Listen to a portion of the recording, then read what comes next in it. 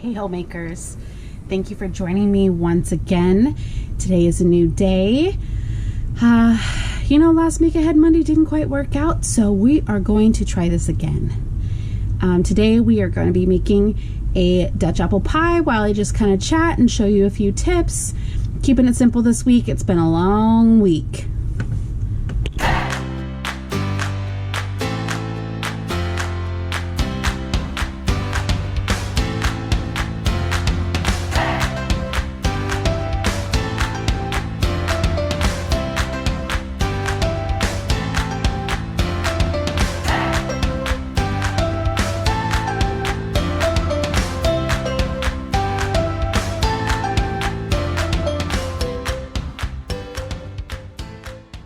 Okay, so I'm just going to be chopping up some stuff here while we chat. Sorry if it's kind of loud. I'm going to try to keep it down. So, I don't know about you guys, but in our household, when someone's a little unhappy or not feeling good, we tend, I say we like it's a family effort. I tend to bake. That's always how I've always been. If someone feels bad, I bake. If someone gets a new house, I bake. If I don't know, if we're celebrating something, we bake, we cook, we eat, and things like that. And with how everything is lately, I feel like we've been doing a lot more of this lately. We get a little bit behind, we give ourselves grace. It's fun like that. I know in my little family, we are working on some big ideas, and it is a little stressful, not gonna lie. It's hard planning for the future. It's hard planning your life and planning for what's up ahead. But you know what? Scary's good. Scary forces you out of your comfort zone, and it forces you to, just not be stuck where you are in your current situation. So, I thought today I don't have a whole lot of groceries right now. I need to get some groceries. So I said, okay, what do I have in my pantry? So I started looking around. Around Thanksgiving time, we stocked up and got a whole ton of turkeys. So my freezer is chock full of turkey. I still have about 3 packages of cooked turkey left before I have to start thawing out and cooking up and doing a whole nother round of deboning and everything else. So I was thinking, what can I do with this leftover turkey?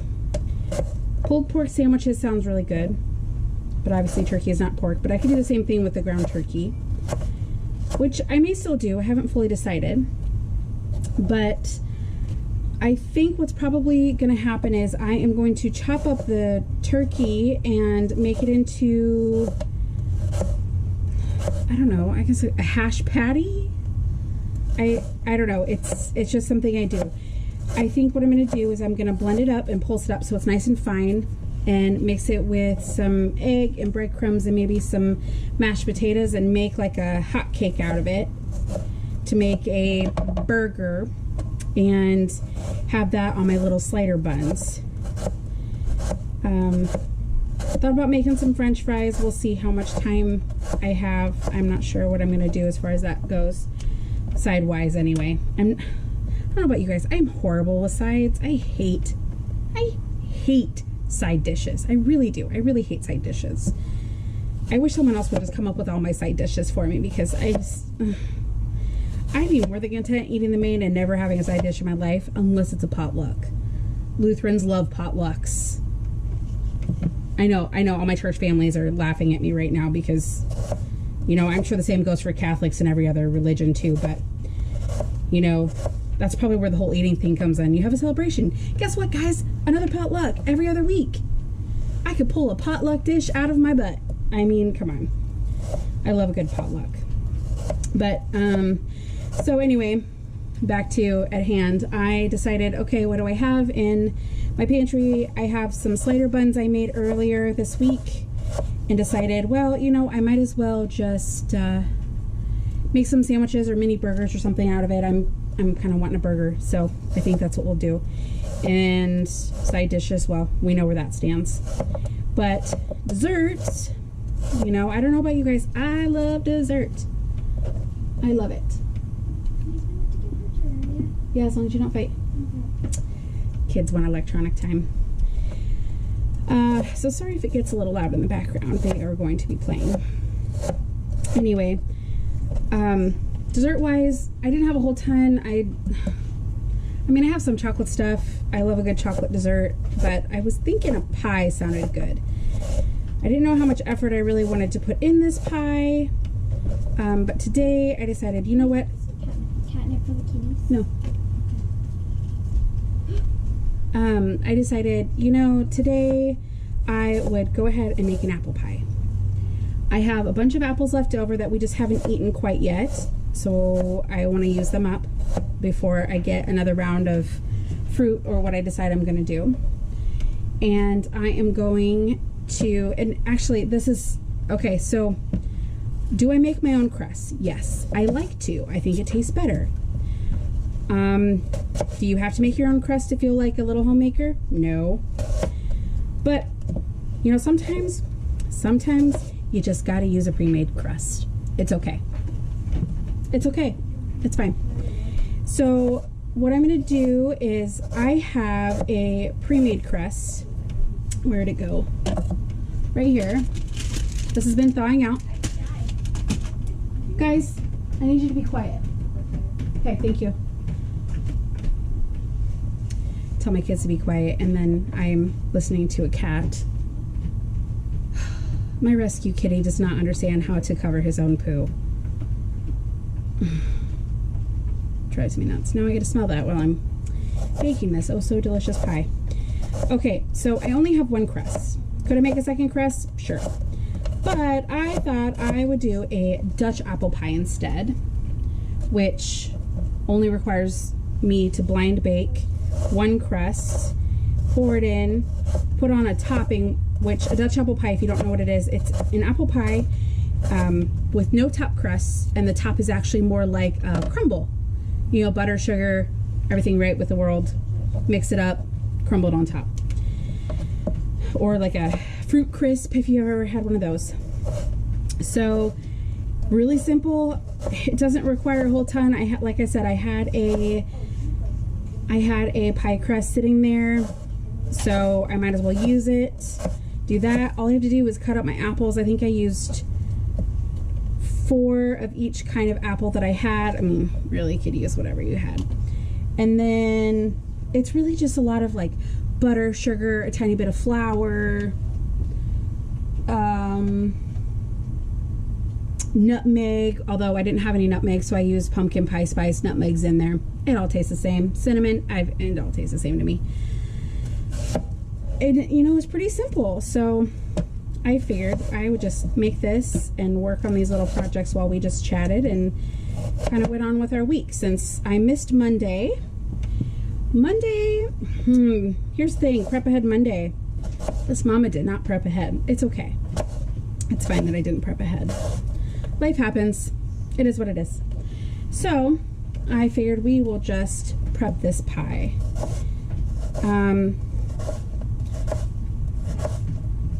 I don't know what is so calming about cutting up apples. I'm sure it's the same feeling that my husband gets when he peels potatoes. My husband could peel potatoes the rest of his life and be totally content. So if that's really a job that pays a living wage, please let me know. That would be amazing. This pie I got off of my good old Pinterest. I did a little search and I said, you know what, this recipe looks good. That's what I do with 90% of my stuff. Who does this come from? This comes from cookingclassy.com. It's one of her recipes. I don't know if she adapted it from someone else. It says prep time is an hour, cook time is an hour 25 minutes, and cooling time is 2 hours, but who really lets it cool that long? Warm apple pie is the best. I love warm apple pie. But they want you to cool it a little bit, you know.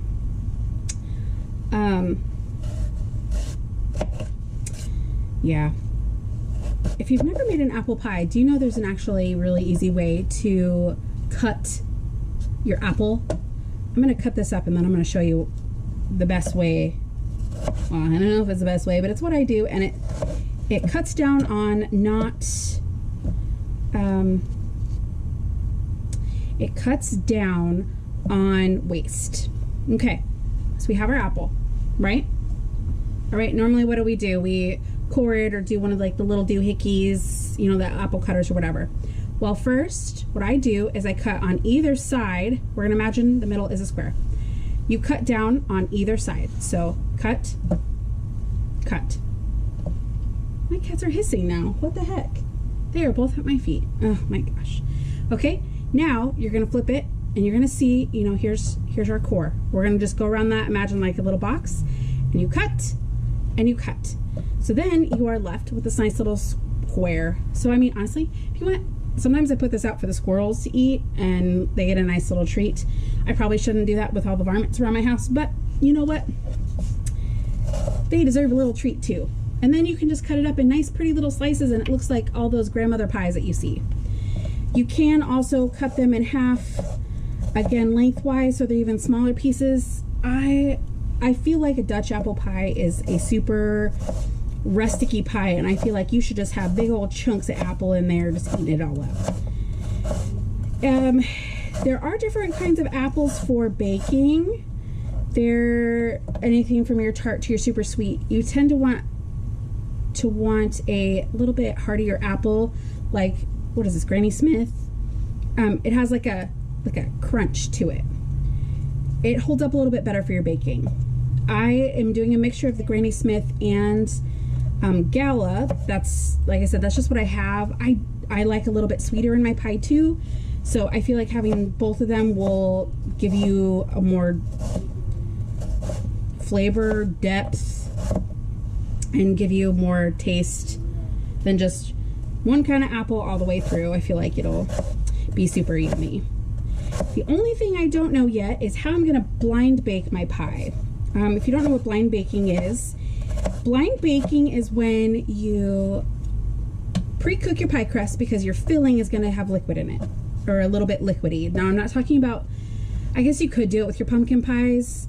I don't know that people really do that with pumpkin pies. At least I've never noticed it. It's more common with fruit pies and things like that that are gonna have that really liquid pie filling like that.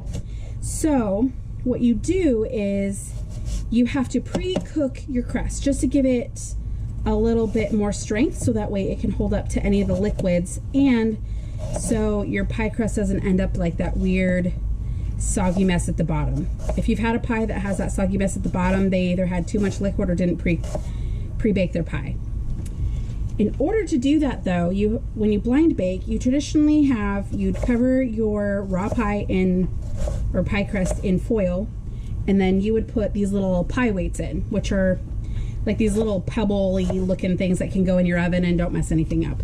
But you put it in foil so that way it's not going to cook into your pie or things like that, so you can still get it out again. Well, I don't have those, so I'm going to cover mine in foil. I don't know if I'm going to cover it with or I don't know if I'm going to put like a cast iron skillet in, because I feel like that's like way too much weight. So I might just do just like an extra little cake pan or something, just so it has a little bit of weight, because I'm not going to pre-cook it a whole ton because it is a pre-made crust. I feel like you don't have to cook those as long. I don't know. I'm going to roll with it and we're going to see what it does. It could be really good, it could be really bad. Who knows? So right now I'm just waiting for my crust to thaw, which I think it's about done. So let's see what we got to do here. Yeah, it's about done. Let's move here. Okay.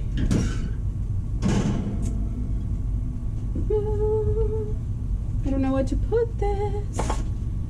Okay. I don't know about you guys.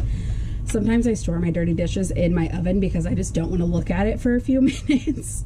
It's a bad habit I've started lately, just because I just don't want to look at it. I don't want to look at it. So, thankfully it hasn't caused any problems yet, but I have a feeling one of these days I'm going to forget that something's in there and I am just going to ruin something to high heaven.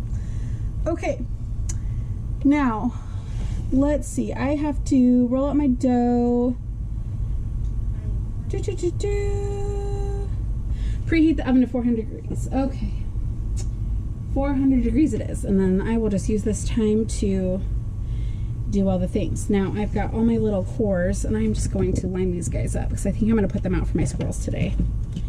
It's spring. There's babies. I feel like they should have something yummy. Now I pre-made my crumble topping with my melted butter and stuff like that, and you can kind of see, I don't know if you can see that too well, but it's almost like a really crumbly, like cookie batters. You have some bigger clumps, some little clumps, and things like that. I'm sorry, this is probably making horrible sounds around you. Okay, so I did my cups. Ooh, I need to melt some more butter. First, let's get this stuff out of the way and I can put my pie crust in. I've also noticed that the older I get, the more sounds I make. Do you ever have that when you bend over and you can't bend over without going, ugh, ugh. Maybe that's just me. I can't do it. I can't do it.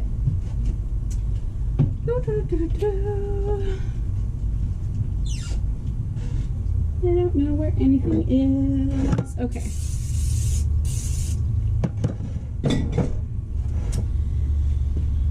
Okay, I say I don't know where anything is in my kitchen, so I just redid it for the millionth time, hoping that it'll make my kitchen function. You know what will help my kitchen function? A, no one eating, or B, me just getting rid of crap. Easier said than done for a foodie. Okay, this should be interesting. This, I hate pre-made pie crust sometimes. It gets sticky. Just gotta get underneath that to start it. Once you start it, I feel like it's fine, but it's kind of sticky. It might just be a patch job today. We'll see. Okay, now that's going okay.